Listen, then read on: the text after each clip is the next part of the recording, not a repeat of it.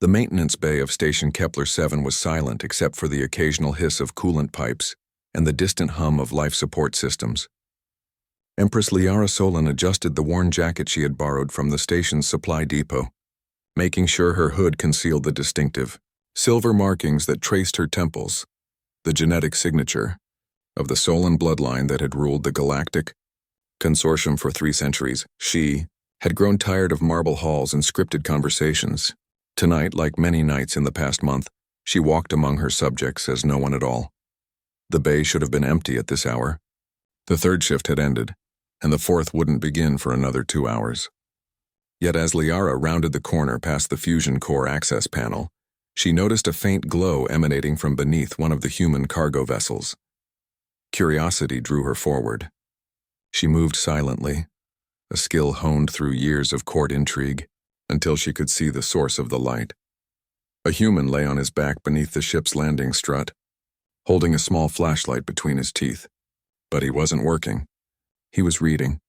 The beam illuminated the pages of an actual paper book, a rarity in an age where neural interfaces could deliver entire libraries directly to one's consciousness. Liara studied him for a moment. He was young, perhaps 30 cycles by human reckoning, with calloused hands and the lean build of someone who earned his living through physical labor. His coveralls were patched in 3 places, and his boots had seen better days. "You know," she said softly. "There are better places to read," the human startled, nearly dropping both the flashlight and the book.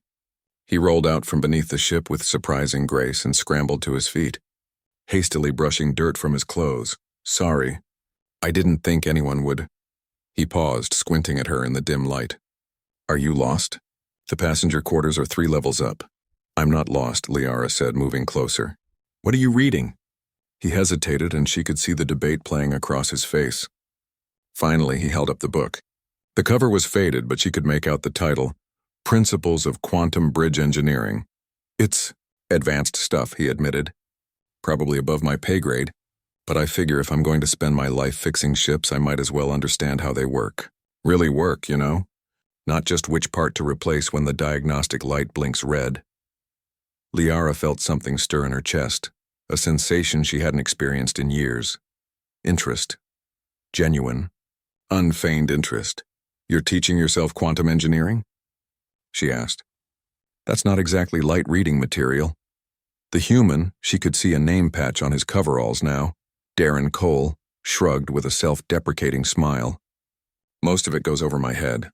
But sometimes, maybe 1 page in 50, something clicks, and that 1 page makes the whole thing worthwhile.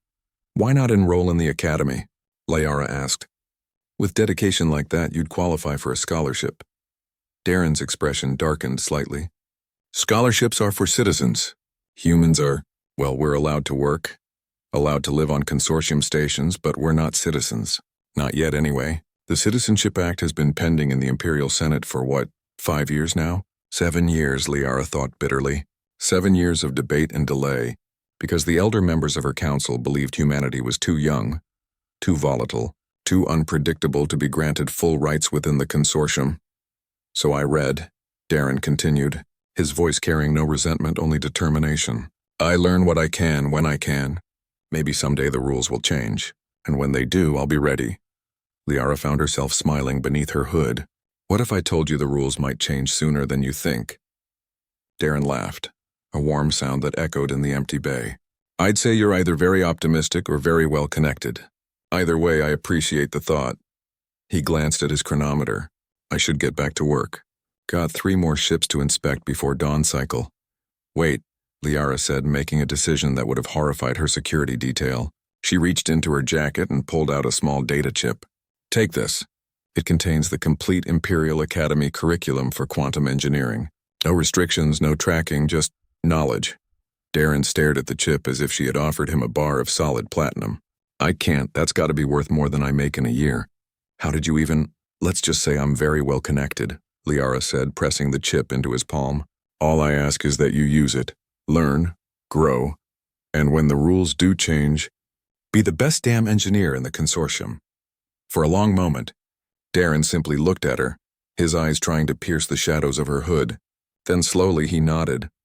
"I don't know who you are," he said quietly, "but thank you." Really, this means more than you know. Liara turned to leave, but Darren's voice stopped her. If you're ever in the Bay again, and you want to talk about quantum bridges or anything else, I'm usually here. Reading with a flashlight. She glanced back at him. This human mechanic with patched coveralls and impossible dreams. I'll remember that. 3 days later, Empress Liara Solon sat in her throne room facing the Imperial Senate. The morning light streamed through crystal windows, illuminating the assembled representatives of 200 worlds. The Citizenship Act, she announced, her voice carrying the weight of absolute authority, will be voted upon today, not next month, not next year, today.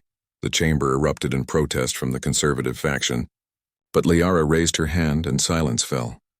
I have walked among our people, she continued, and I have seen something that this council has forgotten. Citizenship is not granted to those who are perfect. It is granted to those who aspire to be better, to those who study by flashlight when they cannot afford proper lamps, to those who dream of a future they have not yet been allowed to claim. She met the eyes of each senator in turn. The humans have earned their place among us. The only question is whether we have the wisdom to recognize it. The vote was close, but it passed. And that night, when Liara returned to the maintenance bay of Station Kepler 7, she found Darren Cole beneath the same ship, reading by the same flashlight, but this time when she approached, she lowered her hood. His eyes widened as he recognized the silver markings, the face he had seen on countless broadcasts. I'm someone who believes in potential, Liara said, extending her hand, and in second chances. For all of us. Darren took her hand, and in that simple gesture, both of them understood that the future had just become something neither had dared to imagine. A future they would build together, one quantum bridge at a time.